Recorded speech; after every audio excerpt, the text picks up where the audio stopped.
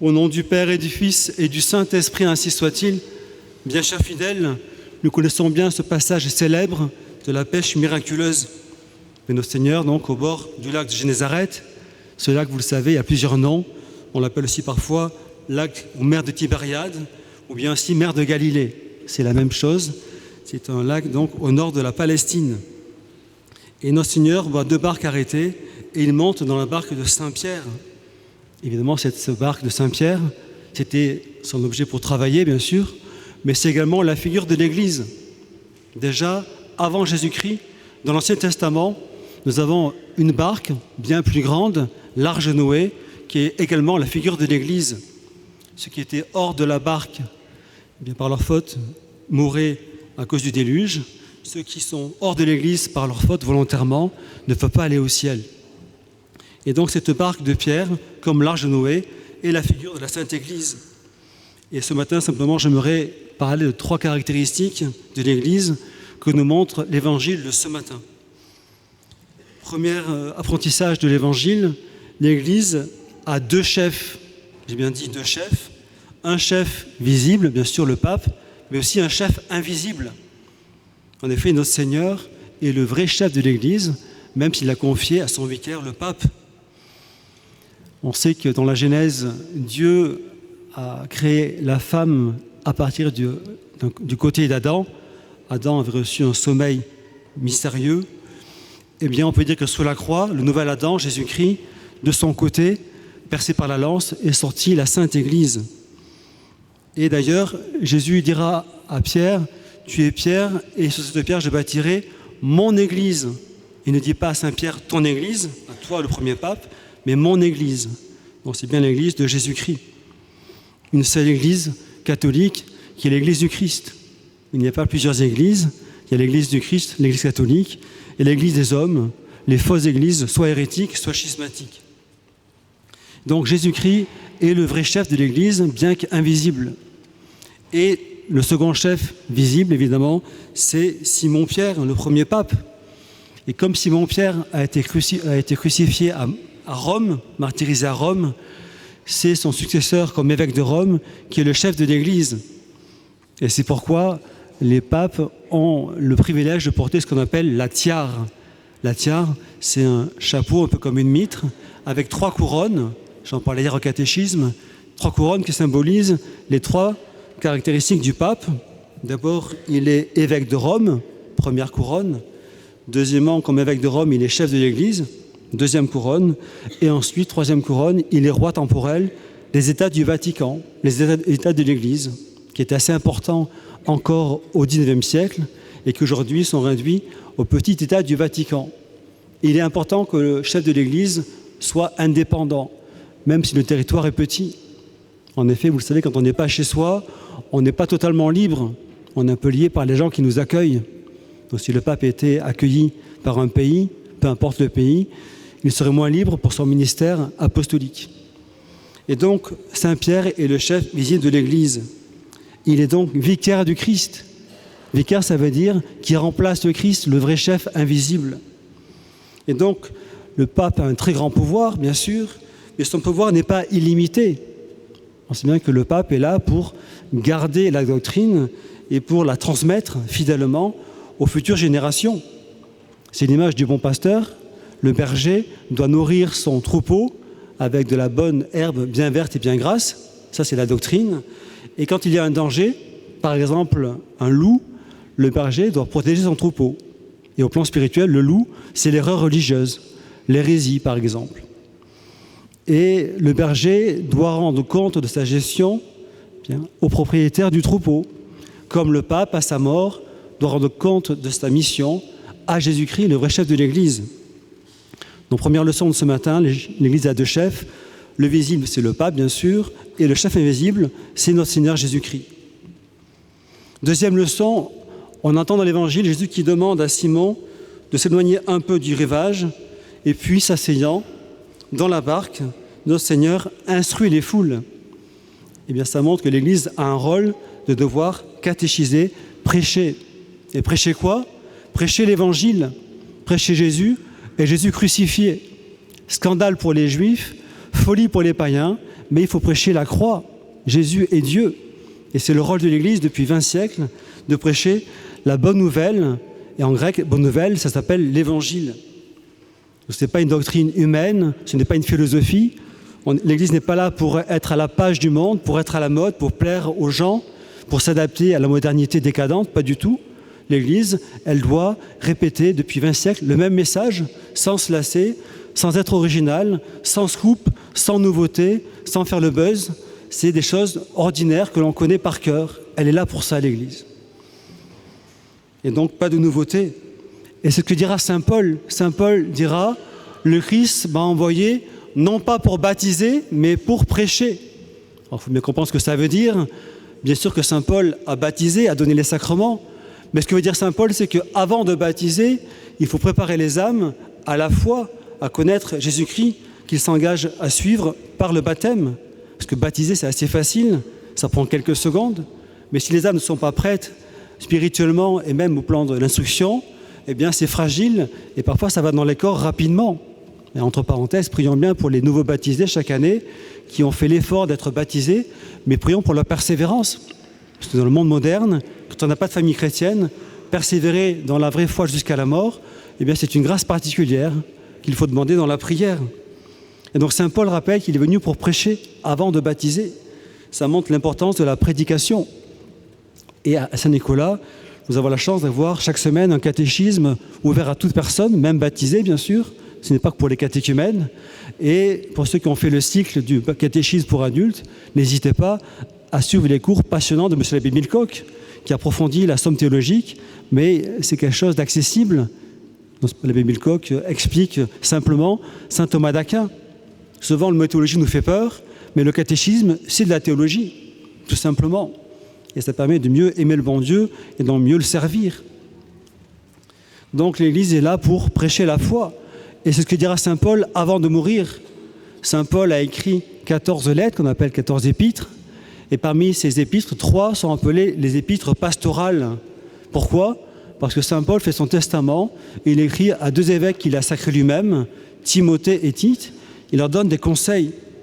Nous avons souvent, à la messe des docteurs, l'épître de Saint Paul à Timothée, que nous connaissons bien, mais qu'il faut relire, pour voir l'importance que le bon Dieu attache à la prédication de la foi par l'Église.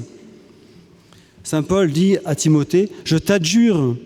Adjurer, c'est solennel. Ce n'est pas simplement demander, c'est demander en insistant, en prenant Dieu à témoin. Un peu comme quand Caïphe a adjuré Jésus-Christ à lui dire s'il était le Messie. Donc Saint Paul dit à Timothée, « Je t'adjure devant Dieu et devant le Christ Jésus. Proclame la parole, insiste à temps et à contre-temps, reprend, menace, exhorte, toujours avec patience et souci d'enseigner. » Avant les sacrements, l'enseignement. Car un temps viendra où les hommes ne supporteront plus la saine doctrine, c'est-à-dire la tradition finalement, mais au gré de leur passion et les oreilles les démangeant, ils se tourneront vers les fables et éviteront la vérité. Donc Saint Paul fait une prophétie et nous sommes en plein dedans aujourd'hui. Aujourd'hui, dans l'Église, beaucoup d'hommes d'Église se détournent de la vérité et se tournent vers les fables. Les fables, c'est quelque chose qui n'est pas, c'est inventé, ce n'est pas la vérité. On connaît les fables de La Fontaine, bien sûr.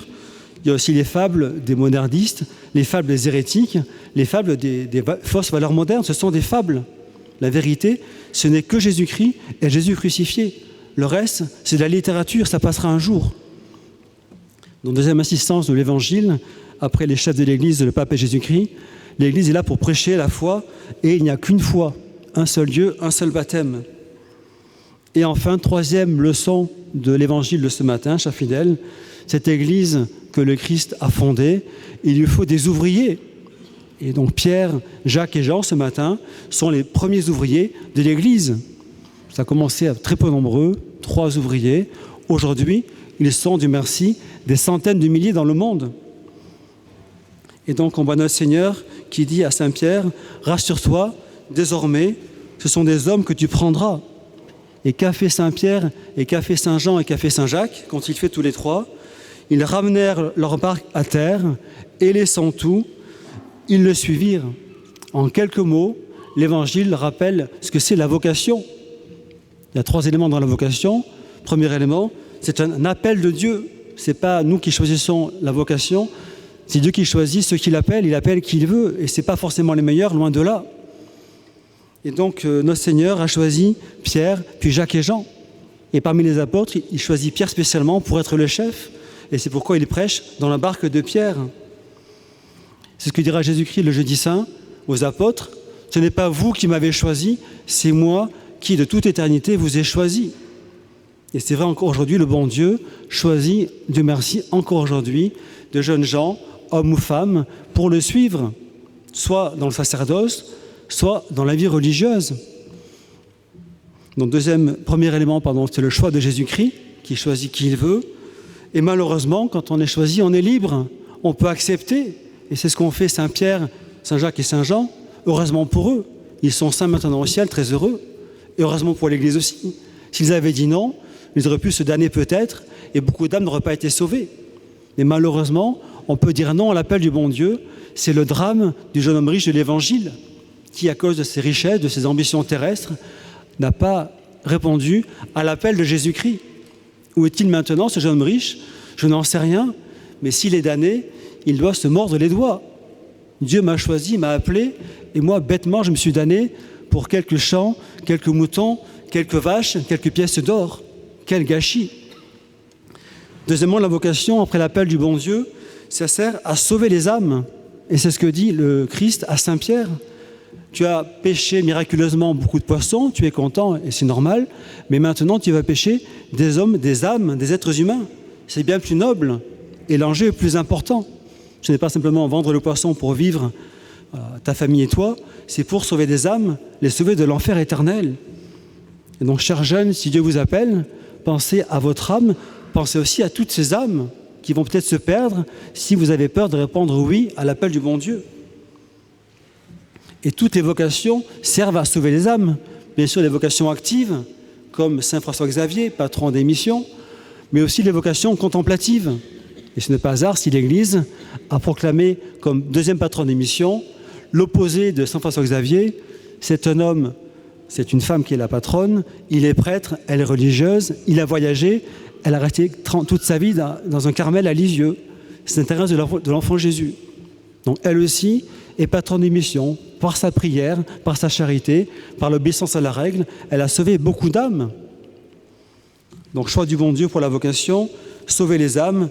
Et enfin, que font les apôtres? Laissant tout là, ils le suivirent. On peut être appelé, et j'en ai parlé, on peut résister. Donc quand Dieu nous appelle, il faut tout laisser, sa famille, son métier, parfois sa fiancée ou son fiancé, si Dieu le demande, il faut le faire aussi, pour répondre à l'appel du bon Dieu. Celui qui aime son père ou sa mère plus que moi n'est pas digne de moi. Donc le Seigneur, quand il appelle, il faut répondre. Et quand on répond, malgré les déchirements parfois familiaux ou humains, on est dans la paix intérieure, parce qu'on est là où Dieu nous veut. On est très heureux pour avoir une vie utile qui porte du fruit. Mais encore faut-il tout laisser là, ce qu'ont fait Saint Pierre, Saint Jacques et Saint Jean. Je n'ai pas fait le jeune homme riche. Dans chaque filiale, ce matin, prions bien pour l'Église.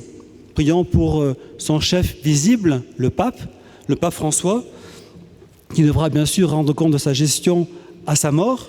Déjà, notre âme, c'est déjà pas mal. Quand on a une paroisse, c'est toute la paroisse. Quand on est évêque, c'est le diocèse. Mais quand on est pape, on est responsable de plus d'1 milliard de catholiques. C'est une charge redoutable. Et beaucoup de saints étaient effrayés, à commencer par Saint Pédis, quand ils ont été choisis comme souverains pontifes. Donc prions pour l'Église, qui est bien malade aujourd'hui. Deuxièmement, pensons également à l'instruction de notre âme. Jésus instruisait les foules. Et bien sûr, le sermon du dimanche, mais ce n'est pas suffisant, surtout aujourd'hui. Combien de temps passons-nous tous les mois à nous intéresser à la doctrine de Jésus-Christ? Parfois, à part le sermon, il n'y a rien d'autre, ce n'est pas normal.